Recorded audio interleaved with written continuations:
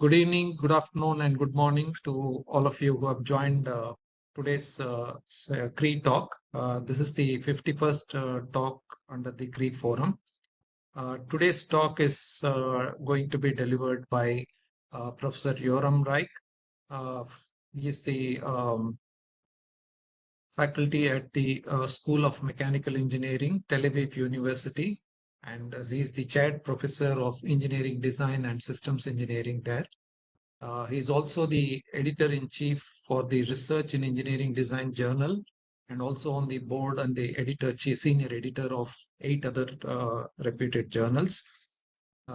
Professor Reich is also the founding or co-founder of the Design Society's Special Interest Group on Design Theory, and he is also a member of INCOS and the Design Society. With this brief background, I'll welcome Professor Yoram Reich. This is going to be his second lecture as part of this CRE forum. He had earlier delivered a lecture on converting a CAD course into a design program, which is, I think, very useful for a lot of participants here. Today's talk is going to be on a topic called Designing Success, Leveraging the PSI Framework in Work and Everyday Life. This PSI framework has been jointly developed by Yoram and Sub over a period of more than a decade or so. So with this background, I'll welcome Yoram to deliver today's talk. Thank you, Yoram, for joining us. Thank you, Sudhir, for the introduction, and good afternoon or good morning or good evening, as you said, to everybody. Okay. After this introduction, I want again to thank Sudhir for inviting me to present the work on the PSI framework. While this is only an introduction, I do anticipate that you will be able to use it at the end of the lecture. I've been developing with my friend Sab for about 40 years. The fundamental underlying ideas have not changed much, primarily because they started from deep involvement and experience with industry and a particular attitude and respect towards people, whomever they are. Our goal was to collaborate with industry to improve their practice seriously. And with this goal, we had to be very serious about developing systems, but also development approaches to help us realize it. Some of the ideas are still ahead of the practice today. What you see in the right picture, let me just change it to the. What you see on the right is the development of our computational infrastructure practices, theories, and support system infrastructure with significant advancement in its time, including an object system here, an object system that was prototype based and not object based. And with this infrastructure, we basically address different applications in industry, and all the time evolved all these items on the right. Later, you will see that we embed many of these ideas in the examples that I'll show you. The ideas here were developed, tested in many projects. I teach PSI in Tel Aviv University in multiple courses, and it's a subject of ongoing research, documented in many papers that you can find at the end of this presentation and in this book. Maybe you didn't see when in the first slide there was a QR that you can use to download the presentation. The QR will appear on the last slide also. Oops, just a second, I need to. Oh.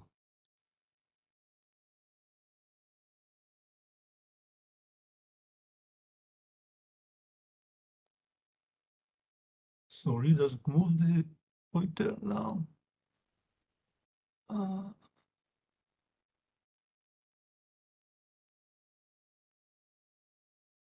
trying to fix the, okay, it's just move forward with the pointer, not with the laser. Okay, something new to learn. Okay, so we live in a very complicated world. Not everything is technical. Some issues are related to people, some to organizations of the development activity, and many are related to the interaction between, as we saw in the Air India incident. Let us just consider, for example, the Industry 4.0 or model-based system engineering, digitalizations, and other disruptions in engineering practice, for example, artificial intelligence. We have opportunities to implement new type of systems. This deals with what we do. We need professionals with new skills and knowledge. This deals with the who participate. And we need new ways to design and operate these systems, and this deals with the how we do it. So we have three fundamental questions that we are going to talk about in this talk. You see that the world is quite messy, and I want to offer you an instrument with which you can look at such a messy world and be able to untangle some of the complexity. So the instrument is going to have basically three type of lenses. Each of them is going to have three lenses, and we'll use something of that nature later on. Okay. So far, I've motivated the PSI framework. Now, from now on, basically, this will be the outline. I'm going to speak about PSI. I'm going to show you a model of PSI of the Air India flight, which we just saw, and of Kodak. Briefly go through two other more complicated projects. I will not speak about other cases where we tried PSI, for example, educational setting. But if you go to the CRE lecture number 11, you'll find examples there. And I will not show you how I can model the life of a couple who gets into troubles, or model sustainable community, or model research projects. But all these can be addressed quite easily with the framework. Okay, so let us start with this magnificent glass house, the project by Sant'Ambrogio from Milano. As we approach it, we can see everything inside. From the inside, we can see any other place in the house and outside. It's completely transparent. The house is 3 floors and is situated in a beautiful setting. On entering the first floor, we see a cooking area, we see the stovetop, washing basin, and work area. On the side, we see a dining table. Now, if we plan a meal for the family, we'll cook it ourselves. But if we host a party with many people, we might invite a chef to cook for us. This might be an elaborated preparation for this occasion, not so trivial perhaps, and we need to set it up beforehand with different things. So what I want now is to ask you, what do we do at the first floor? As I said, this is an interactive talk. What do we do? You just saw the content of that floor. Yes, okay, thanks. Okay, so we cook, we eat, we talk with each other. Who participate?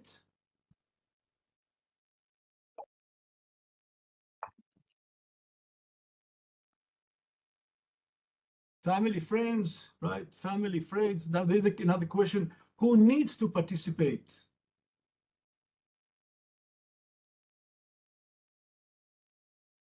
Let's say let's say you wanted to cook a large meal,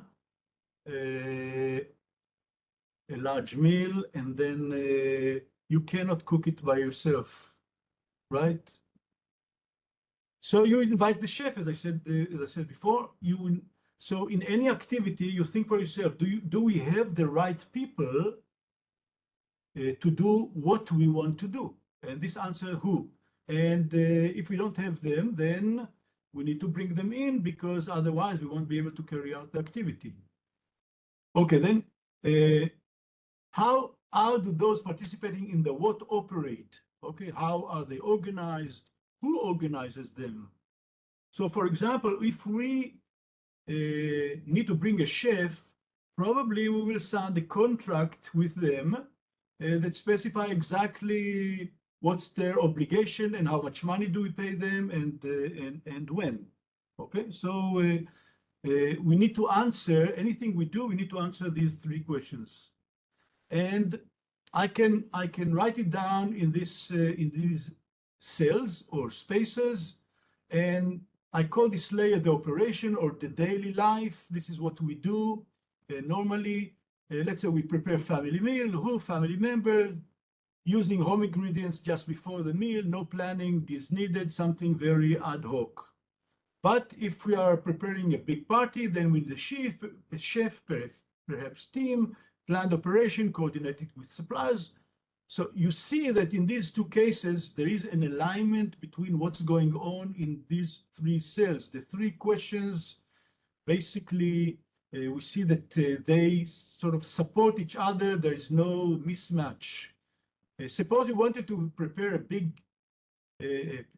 party with a chef, but we would do it in an ad hoc manner, I guess we would fail. Okay, so let's think how is the first floor related to your professional activities. So you have to answer three questions. What is my challenge? What do I know and what I don't know? Whatever the answer to this question is, you have to bring that the knowledge, the necessary knowledge into the game. And then we ask ourselves, who need to participate to address the challenge? What kind of other stakeholders do we need to bring in? And how are we going to create this operation? I mean, is it going to be, I don't know, by email, by a meeting? Do we have to sign, let's say, NDA if we bring consultants and we have IP? So we have to think about it, and at the end, all the answers to these three questions need to be aligned. As we answer the what, we would think that we need additional people. As we bring these additional people, they may change the nature of the challenge. As they change the nature of the challenge, we might need to bring additional people, and so forth. This can iterate. And at some point, these will determine how the participants are going to address the challenge. So there is sort of an iteration here, and at the end, we basically do sort of a temporary closure, and there is an alignment between the answer to all these questions. So again, I can model this in the same way that I modeled the previous layer. This is now the operation. So let's say I want to develop X. It will be me, other stakeholders, and I need to make sure that all the skills necessary to develop X are present. And I need to provide the right processes, the tools, connection to supply chain, best practices, whatever, and all these things need to match each other, okay? Now, let's go to the top floor. I go to, let's say, rest once in a while on the top floor, and let's say I look at nature, and let's say my plan was to hold a big party tomorrow, and it was basically a party that contains meat. And as I look outside nature, I feel that I want to change my vision, and I decide to become vegetarian.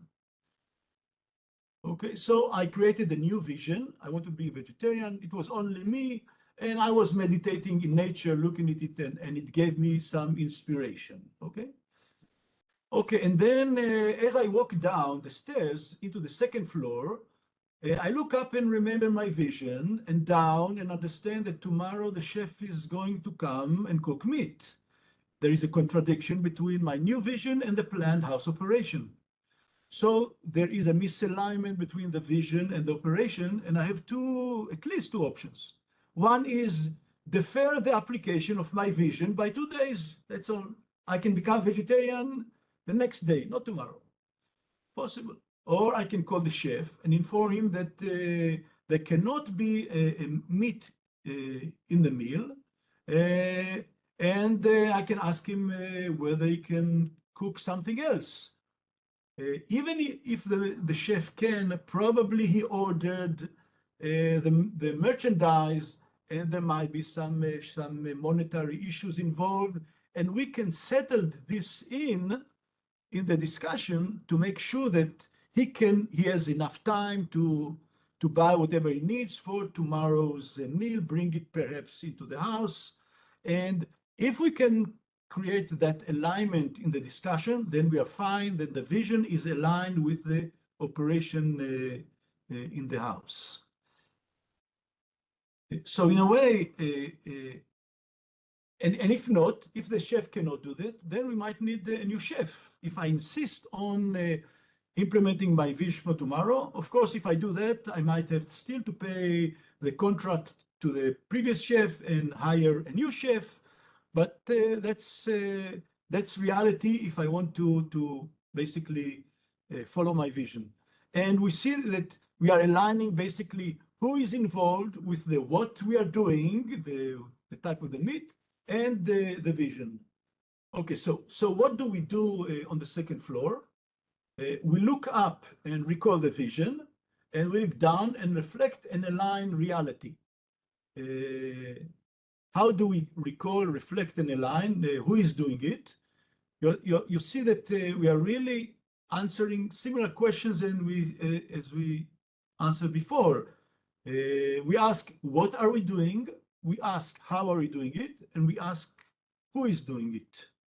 And essentially, this creates the complete layout of the PSI matrix. We see the vision layer, which was just shown before, the operation layer, which was shown previously, and now we added the implementation or reflection layer, and it deals with what do we do? We basically look up and down and on the side and align everything. Who needs to do that? That's a very good question. To do that, we need people with technical, psychological, social, managerial, and other skills, because any aspect of the operation might require change. So these are very important and capable people, experienced in the organization, and also could be from the outside, could be consultants. And how, it depends on the situation, but we need to determine how are we going to do these reflections periodically, where and how. And what happened there is that we create an alignment between the vision, the operation, and also we make sure that this is aligned, so we have the processes, we have the people that can actually do this reflection as we go along. So basically, the PSI framework is a collection of models, practices. Here we see its common model, the PSI Matrix. As I said, it has 3 layers, each having 3 spaces or cells, answering the fundamental questions of why we do something or what we do, who is doing, and how those who do that actually carry out the activity. And we note them with the P for problem or product, S for social, and I for institutional. And this is the origin of the name PSI Spaces. And this is basically the nature of the matrix. Now, Each of these have dimensions, but as you see here, I noted to skip it. It's possible to dive in, but we found out that seldom we do need to use them on most of the cases that we tried. So there are dimensions to the P space, to the problem space, to the social space, to the institutional space. If you want, you can read them in the papers that are below. And then if I collect the three spaces and three layers, you have this elaborate structure, but we rarely need that, so don't worry about the complication. What I want now is to talk about very crucial concept, and that is the alignment. I don't know if you are familiar with this kind of structure. It's a tensegrity structure. It has rods connected with cables. No rod touches any of the other rods. And the rods are in compression and the cable is in tension, and the cable basically holds everything together.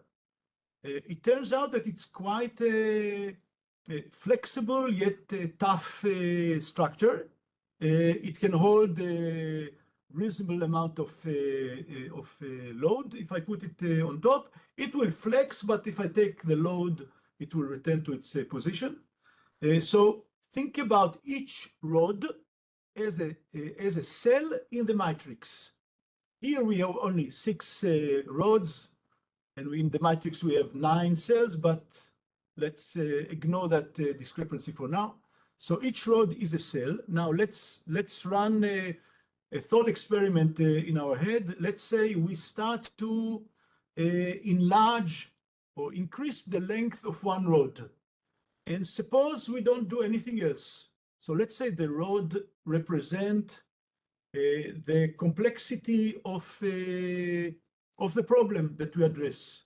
And the problem becomes more and more complex, and we don't change anything else.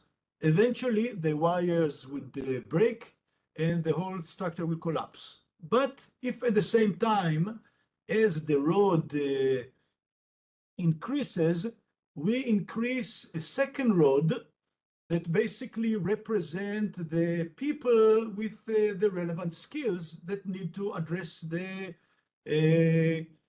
more complicated challenge as it grows. Then the wire among them is not going to be stressed too much, and it won't break. And then if we change or increase the third rod that represent the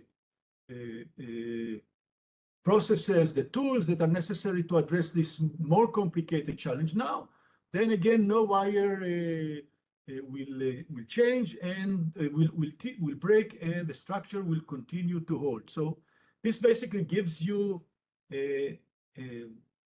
maybe more visual representation of what an alignment means. It starts by, okay, we see, I mean, the rod stretches and we see that there are complications, but we can handle it. And at some point, we need to realign the matrix.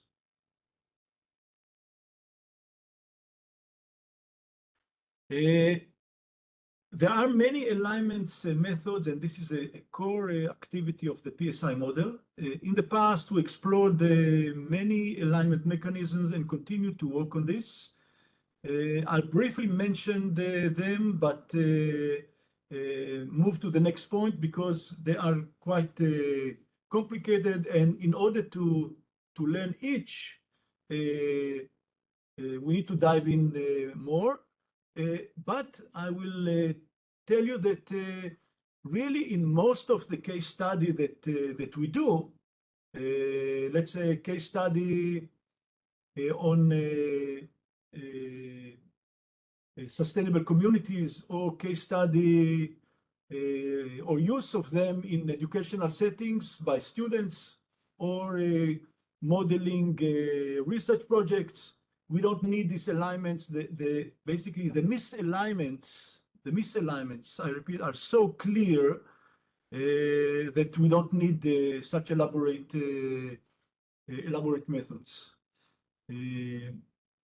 So initially, this was a method that basically Sab did in the ending project when he started that project back in the 80s. And he would study the information flow in the organization and see whether there are some bottlenecks and bad knowledge management processes, perhaps places where one can insert an information system to assist stakeholders, and the NDIM project basically, in many cases, was targeted and developing such information system to assist in or to prevent such bottlenecks. So in doing such thing, we can see whether there is an alignment between the people who are supposed to address the challenge and what their tools are, and fix that with this method. So this is an alignment method. Another colleague of us, Mayer, did the study on serious games, and basically, in order to address a serious problem, he created a game that allowed the stakeholders to play seriously as if they were in reality, but removing some of the real constraints. So they allowed them to explore solutions that they wouldn't be able or they wouldn't dare to explore in reality. And upon finding a solution in the serious game, it could have been tried in the real world, and if succeeded, then there was an alignment of the real world. This is another approach that I tried with Miri Seaton, who worked on enterprise system engineering processes to align organization and its processes to its challenge. Again, it's elaborate. I don't go into it. And finally, we had an interaction with people at SNCF, Shen and Laos, and basically we saw that when we have a situation in PSI, and here PSI is depicted, the P, S, and I, and here are the layers, basically. So this is the 3x3 matrix. That if there is a misalignment here, we can actually use CK theory or KCP, which you heard about just, I think, the last lecture by Pascal. So we can use that as a means to do the alignment. So you see that we have many ways to do very complex alignment processes. And as I said, we in most cases, we don't really need those. So let's go. Now let's go to another interesting case. This is Kodak. I'm sure you remember these kind of shops that were present in many cities. The right one is from Madrid, the left one is from Jerusalem, only several years ago. So I'm sure you remember them, those with gray hair, at least. Now my question is, we know why these shops disappeared, right? We know, but can you tell me why Kodak went bankrupt? This is a question. Why did Kodak went bankrupt?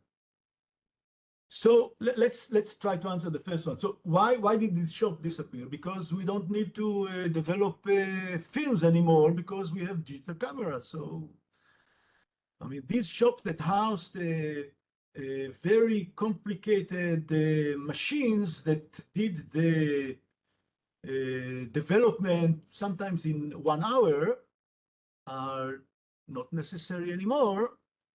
And so they are now empty, or they house different things. but why Kodak went bankrupt? Evolution of digital cameras Okay, is the main reason for the Kodak vanished. okay. What exactly there? Clearly there is a relationship, but what exactly? The digital camera and the picture is we are getting very quickly, but in that Yes, case, the processing takes a lot of time yes, to see the photographs, and yes, that is a cumbersome procedures. Photo reels were there, and negatives were there. They're being converted to positive. It takes time, yes. Okay, so and you are immediately saying that. So you are saying the that re- Kodak. Yes. Okay. Any other comment? No comment. Okay. So this is not the reason. Really, what happened is that Kodak. Yes, not exactly. Let's see to what change they did not adapt. Okay, it's more subtle to realize. Kodak invented the digital camera. Actually, at the beginning they wanted to hide the invention, but realized that at the same point other could invent it. So they went and got a patent in 1977. Some years later, they started to develop digital cameras. Now, at the beginning of the 2000s, Kodak captured most of the American market of digital cameras and produced the best cameras. Now here, I hope you see that, this, I mean, right, this, you see this. This is a Kodak camera that I bought in 2004 while I was on sabbatical at Stanford. It's an excellent camera with innovations such as easy share facility to upload the pictures to the web. So what's the real story? Let me tell you the real story. But before we do it, there is an exercise. So in the exercise, you will see on your right QR, and we are going to do a short, not survey, but exercise. And what we are going to exercise in how do we place statements or information in the PSI matrix. So you have several questions.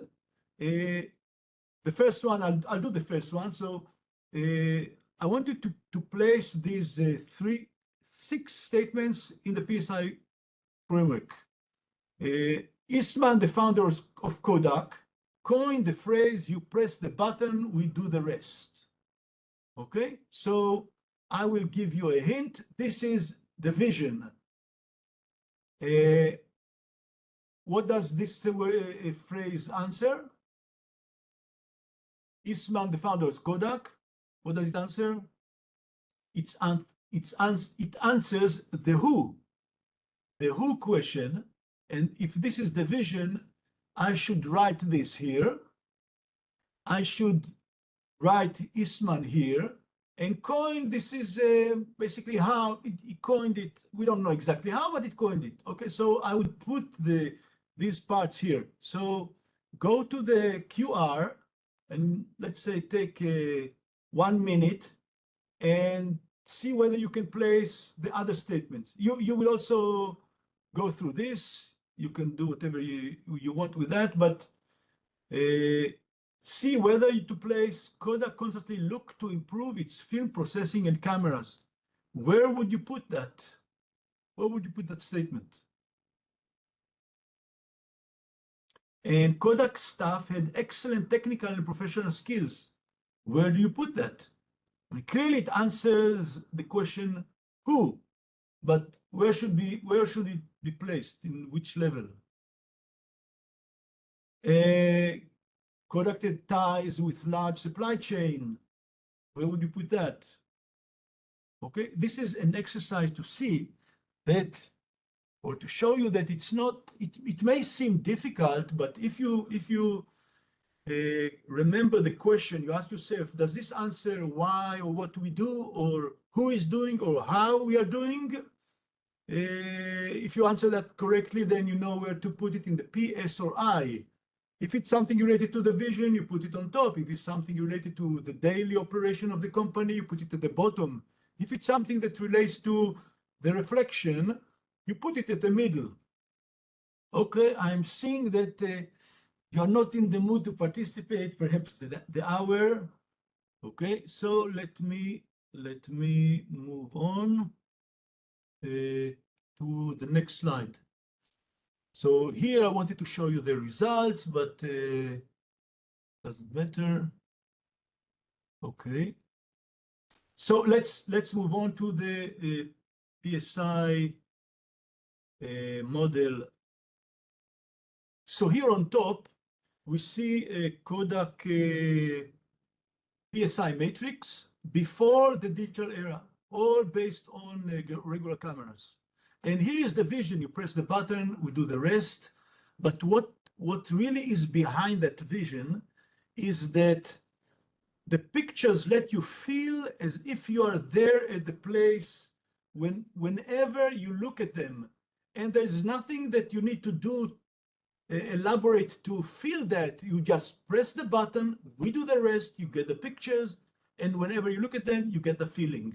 Okay, so this was a Kodak vision. This basically translated to what people basically felt when they saw these cameras. They felt that when they look at them, they felt as if they were at the scene. So this is why they bought these cameras. And this is basically, oops, sorry. A second, okay. And basically, this is the reason that Kodak developed the field processing technology to address this challenge. And everything was extremely well aligned and optimized. I mean, the ties with the supply chain, the stores, labs, chemical material, transportation, everything. And with any improvement in technology, everything was re-optimized. It basically was perfect. So at the bottom, we see Kodak after or through the digital era. So here we see already in the previous one that Kodak developed the digital cameras, but if we adhere to the same vision to make this thing aligned, Kodak digital cameras are of excellent quality, and they are also quite expensive, because if you want to develop something good, then it costs money. What happened in the new sort of digital era? People wanting to look at pictures and feel that they are there. Pictures start to become a social glue rather than support the previous motivation. And if it's just a social glue, we don't need such a quality cameras. So basically, there is misalignment between the why of people and the vision. And since Kodak didn't adjust its vision to address what basically other stakeholders wanted, it continued to develop top quality digital cameras. And anything was excellent except this. People didn't want that same thing in the past. So basically, Kodak didn't have the right managers with the right foresight, openness, or systemic thinking, or change leadership. Basically, there were MBAs whose strategy was to optimize operation and cut losses. At the same time, competitors started to appear in the market, although Kodak held the majority of the market. And as Kodak continued to develop excellent cameras, the competitors offered cheap products, and Kodak continued to sell its cameras, but now at a loss, because they couldn't offer them at the higher prices as they were before. So each camera sold, added to the loss. They control the market. How long can you continue with these accumulated loss? So basically, there was a misalignment between the Kodak vision, what the market wanted, capabilities of Kodak management to change the vision accordingly. There were no stakeholders other than the excellent Kodak technical people that were involved in the who, so they couldn't relay the new reality that now people don't want quality pictures, but they want something else.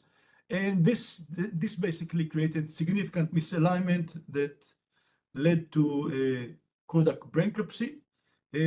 Kodak is still an operating company, but now it focuses on high-end digital imaging and production of pharmaceutical materials, which were two of its past core competencies. So this is really the reason why Kodak went bankrupt. Okay, let me now move to a more elaborate model. Now, suppose that we encounter an issue that is more complicated, and our basically model, or our PSI model of the project operation organization is misaligned, and we understand that because we reflect upon it, and we want now to align the organization. It might be so complicated that we basically form a new project for aligning the original PSI. And we bring stakeholders that know how to do that, because this alignment can have significant impact on the original organization. We might need to transform the organization into something else, to include new practices, new people, new skills. So in order to do that, sometimes the people within the organization are insufficient. We need to bring in other people, create a real project, and that project would have its own PSI with its own vision to change this organization. It turns out that any project with the Endim Group conducted under the management of Sub was such an alignment project, quite complicated network model. You see here two matrices connected with some relationship, and this forms a network. So just for the sake of, we're not going to dive into it, but just to show you, if this arrow mark the time of progression of a project, then this can be the PSI matrices of stakeholders involved in the project. Here, the Endim Group get into the situation. There is a project that the Endim Group was part of with other ABB stakeholders, and that led to changing different things in the organization, and, for example, creating a new division. So this is elaborated network model. Another model that I can show you, but again, we won't look into it. These two models basically are explained in detail in a recent paper that we wrote that you see at the bottom here from 2025. Basically, the description takes you through the numbers, so you see exactly where we are speaking about the model. So there is an explanation of what happened. Just briefly, the Dreamliner project is sort of a validation of the PSI framework, because Boeing, as a very serious company, was having significant troubles to get the Dreamliner project going, and it suffered significant losses. Like maybe even today, it still has accumulated losses of more than 20 billion on this project, although it's very successful technically. And they tried to solve it in different ways, but and it didn't work. Finally, they did a set of operations, and from the outset, when we tried to explain this operation, it looks like as if they took their situation and subcontractors and align it completely, and from there on, the project smoothly continued to its completion. But I thought that Boeing understood something, but then the 737 MAX came and there was some other incident. So Boeing may have aligned the Dreamliner project, but something didn't penetrate further into the culture. So there are some serious misalignment in Boeing. Okay. So we are getting close to the end. There are some other examples that we tried, modeling sustainable communities, understanding why they fail and not, design courses to model them. As I said, this is in the CRE lecture 11. We model research project to see whether they may succeed or not. If you hear this lecture, you might be reminded of some other concept that you may have heard in the past, like reflective practice, viable system model, organizational learning, double loop learning from education, also organizational design, and so forth. And there are relationships, but I mean, I would claim that the PSI is different.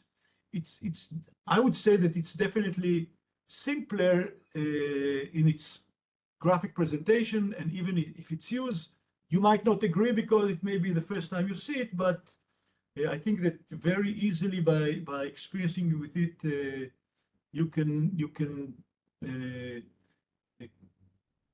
get basically the skill to be able to use it.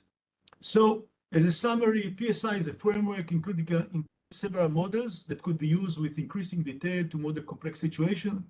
It allows to uncover misalignments that may lead to failure, propose measurement to correct them, and many other models could be used within the PSI to do the analysis and align, like we mentioned, CK or other serious information flow and so forth that we mentioned before.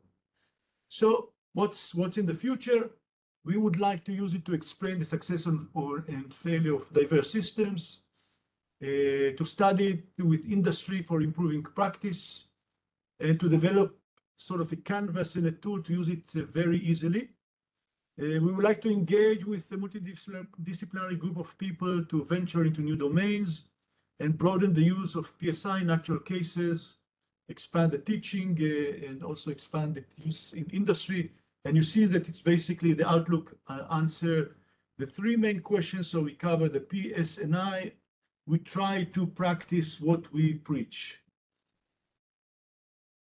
Thank you very much for your attention. And as I said, this is a QR where you can download the presentation in a PDF format.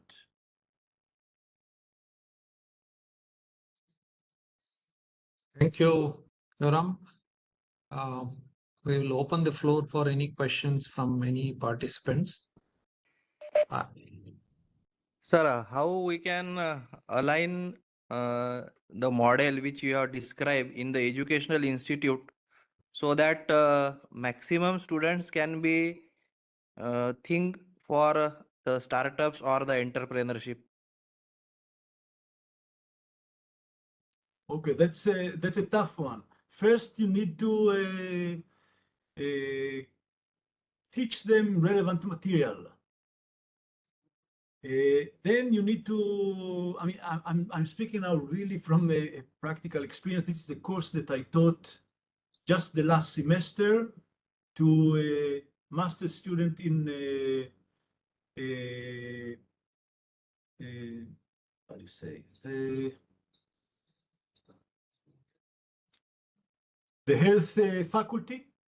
It's not, I forget how it's called in English, but medicine faculty of Tel Aviv, and it was a course on entrepreneurship in healthcare or digital healthcare.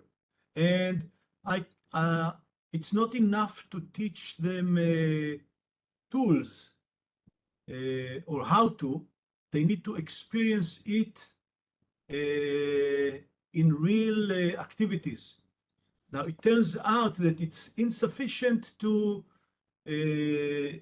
experience them, let's say, in team projects, which is something that we do, all of us do, I think, when we teach design project courses or entrepreneurship or anything like this. We do it basically in team projects. it's insufficient because some students do the work, some ride on others, they distribute the work, they don't do everything together. And another thing that we found out and we started doing a year ago is to have them work on a personal project. So they need to experience the use of the tools on something that is dear to them and frustrate them. And only then we start see that they internalize the methods or the tools, because each such method or tool demands from the student to go out from their comfort zone, because anybody, I mean, give any particular problem to anybody, they can think about it and come up with a solution without using any method, any model. Probably the idea is suboptimal and probably would not even work, but fail if you examine it more closely. So people find it tough to change. I mean, we know that even if you let's say I want to exercise, I don't know, to lose weight, it's hard. I need to change my practices. So it's hard for people to change their practices. They need to experience it on a tough problem, and maybe then they can acquire or internalize the tools that we teach them. I don't know if it's answer your question. I have a couple of clarifications or questions. One is in management, you have this 3P framework, which talks about purpose, process, people. How would you distinguish PSI from a framework like that? Okay, so as I said, many people dealt with these issues because they are all around us, and people invented all kinds of frameworks, including us. Okay, so the question is, what's the difference?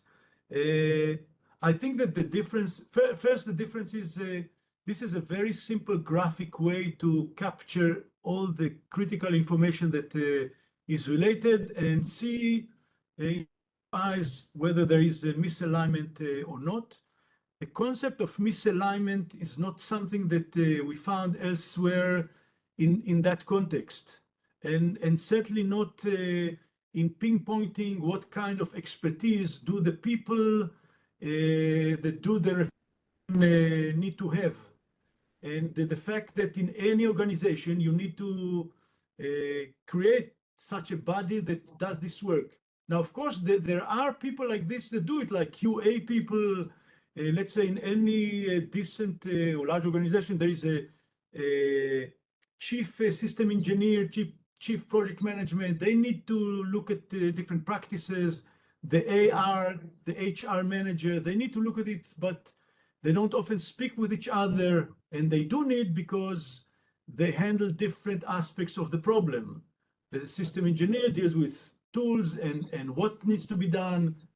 The project management want more with resources and how, and the relationship with other companies, and the HR with the people and their skills, and they need to align, yet they don't speak to each other too often.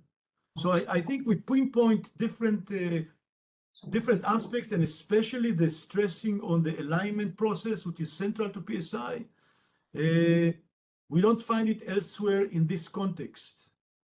There is that double loop learning or organizational learning that speaks about such reflection, but it's not like that. Okay. Okay. Any other questions from participants here? Sir, it's a good presentation, sir. Thank you. One question. It's not a question, just wanted to understand it in a detail. Like, is it the better tool for planning or is it the better tool for retrospective analysis? Same. I mean, for example, let's say, and this you'll find in the lecture 11. Okay, so The details are there. So for example, I was running a design course, and I always wanted to do something more or different with the course, but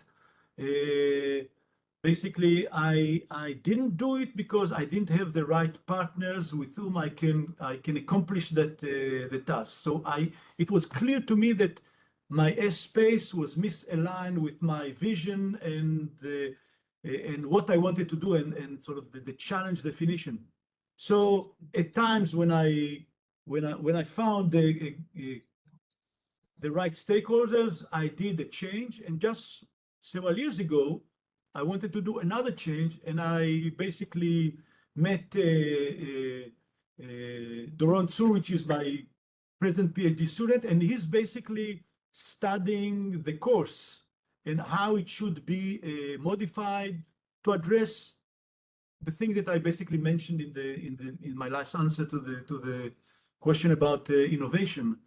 So without him, I wouldn't try to exercise that change because it was just too much. So sometimes you look at things you want to do, and it's clear to you that you don't have the skills or the resources or the time to do, and therefore you better stick with what you have, although it's suboptimal. You don't satisfy your vision, but that's okay. It's impossible to do.